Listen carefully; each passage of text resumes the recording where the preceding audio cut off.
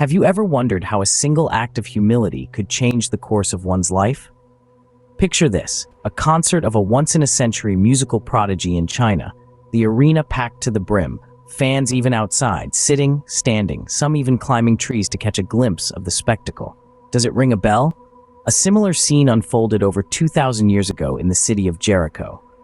The buzz? Jesus was coming. There was a wealthy man, a short one, who couldn't see Jesus because of the massive crowd. So he did what seemed logical at the time. He climbed a tree for a better view. Coincidentally, Jesus passed by that same tree. Jesus, always grounded and humble, looked up, saw the man and said, "Zacchaeus, come down immediately. I must stay at your house today." Zacchaeus was no ordinary man. He was the chief tax collector in Jericho. Tax collectors at the time were often seen as sinners by the Jewish people because they collected taxes for the Roman government and were notorious for their dishonest ways. So, when Jesus declared that he would visit and stay at Zacchaeus' house, it was quite the shocker.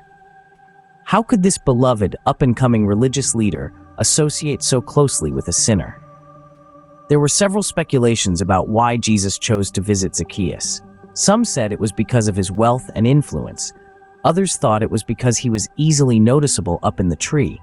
And some believed it was his earnest desire to see Jesus that made him ignore his position and climb a tree. Zacchaeus, eager to see Jesus, didn't care about maintaining his dignity in front of the crowd or worry about laughingstock. His focus was on Jesus, and he didn't even consider the risk of falling from the tree.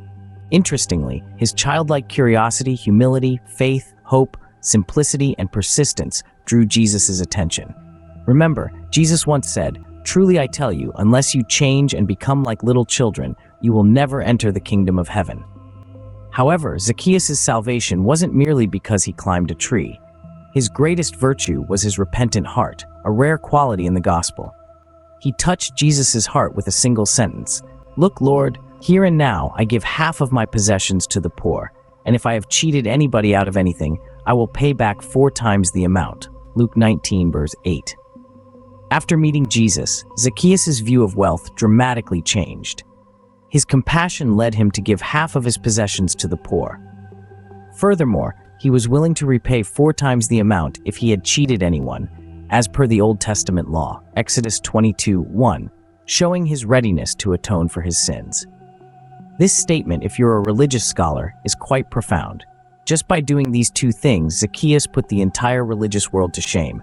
And indeed, upon hearing this, Jesus immediately commended him, saying, "Today salvation has come to this house, because this man too is a son of Abraham, for the Son of Man came to seek and to save the lost." Luke 19:9-10. In conclusion, the tale of Zacchaeus is a powerful demonstration of how humility, repentance, and a change of heart can lead to salvation. It shows us that no matter our past or current status, earnest desire for change can lead us to redemption.